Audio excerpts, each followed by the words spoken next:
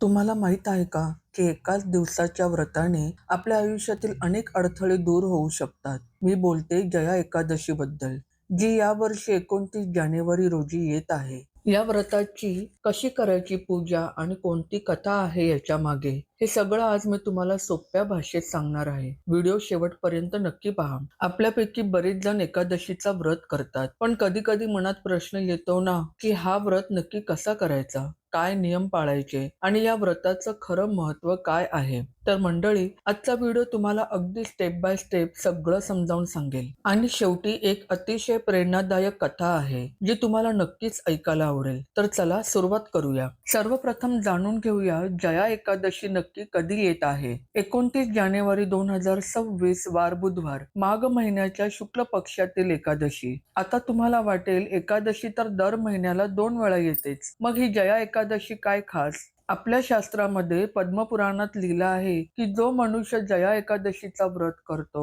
त्याच्या 7 जन्मातील पाप नष्ट होतात. कल्पना करा, आपण आपल्या आयुष्यात जाणून बुजून किंवा नकळत केलेल्या चुका त्या सगळ्यांपासून मुक्ती मिळते. आता हे फक्त धार्मिक गोष्ट नाही. आपल्यापैकी बरेच जण म्हणतात ना, की मला नेहमी अडचणी का येतात, व्यवसायात प्रगती का होत नाही, घरात शांती का नाही. या एकादशीचा व्रत करण्याने मानसिक शांती मिळते, आर्थिक अडचणी कमी होतात, शत्रूंचा त्रास दूर होतो, आरोग्यात सुधारणा होते आणि कुटुंबात प्रेम आणि सलोखा वाढतो. चला आता समजून घेऊया जया एकादशीची पूजा नक्की कशी करायची. मी तुम्हाला अगदी सोप्या पद्धतीने सांगते, ज्यामुळे तुम्ही घरी सहज करू शकाल. पहाटे लवकर उठा, स्नान करा, जमेल तर सूर्योदयापूर्वीच उठा, स्वच्छ शुद्ध कपडे घाला. पिवळ्या रंगाचे कपडे घातले तर उत्तम. घरातील मंदिरात किंवा पूजेच्या जागी स्वच्छता करा. एक लहान चौरंग किंवा पाट घ्या, त्यावर पिवळं कापड पसरा. भगवान विष्णूची मूर्ती किंवा फोटो ठेवा. संकल्प घ्या, हाती पाणी घेऊन म्हणा, आज मी जया एकादशीचा व्रत पाळत आहे.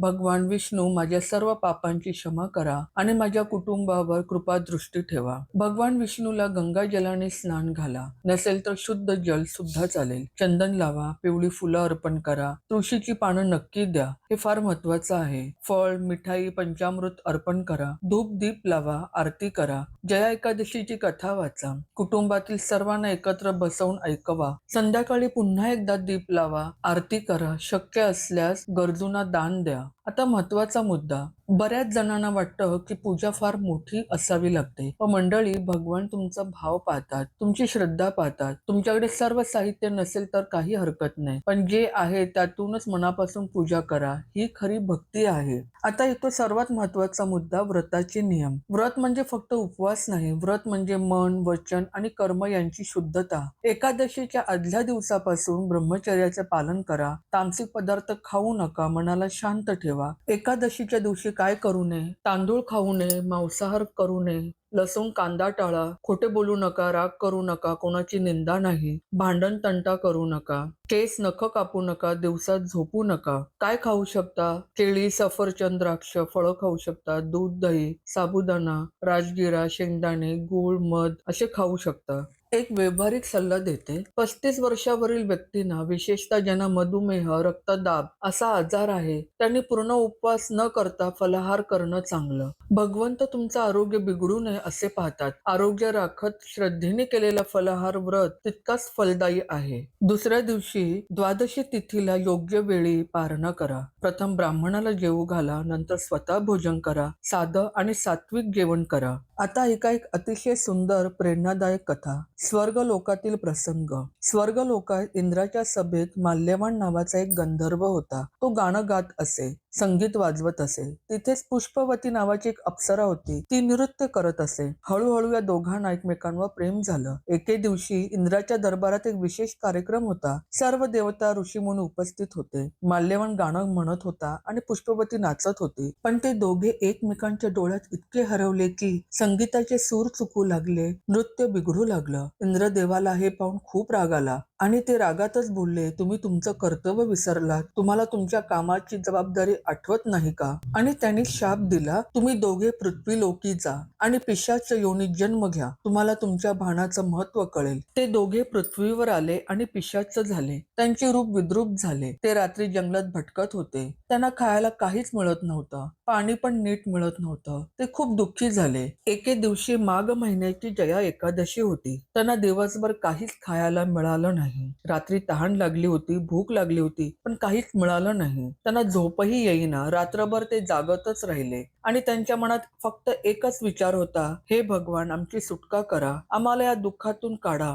नकळतच त्यांनी एकादशीचा पूर्ण व्रत केला, दिवसभर उपवास केला आणि रात्री जागरण केलं. सकाळी जेव्हा सूर्योदय झाला तेव्हा भगवान विष्णूने त्यांच्यावर कृपा केली. एका प्रकाशात भगवान दिसले आणि म्हणाले, तुमचा व्रत पूर्ण झाला, तुमची भक्ती मला पाहायला मिळाली, आता तुम्ही पुन्हा तुमच्या मूळ स्वरूपात जा. आणि क्षणातच ते दोघे पुन्हा सुंदर गंधर्व आणि अप्सरा झाले. मंडळी, या कथेतून आपल्याला काय शिकायला मिळतं? कर्तव्याचं महत्व, आपलं काम, आपली जबाबदारी कधीही विसरू नये. आपल्या चुकांमुळे येणारे दुःख आपल्याला काहीतरी शिकवतं. जरी आपण नकळत व्रत केलं तरीही जर मनातून भगवंताला हाक मारली तर ते ऐकतात. प्रत्येकाला चुका सुधारण्याची संधी मिळते आणि हे आपल्या आयुष्यात पण लागू होतं, नाही का? आपण चुका करतो पण त्यातून शिकतो आणि जर आपण सद्मार्गावर आलो तर सगळं कसं ठीक होतं. तर मंडळी, आज आपण जाणून घेतलं जया एकादशी बद्दल. 29 जानेवारी 2026 ला आहे जया एकादशी. माघ शुक्ल पक्षातील विशेष व्रत. भगवान विष्णूची पूजा करायची, पापापासून मुक्ती मिळते, फलहाराने सुद्धा व्रत करता येतो, पौराणिक कथेतून शिकायला मिळतं. आता तुम्हाला काय करायचं आहे? या 29 जानेवारीला जया एकादशीचा व्रत नक्की करा.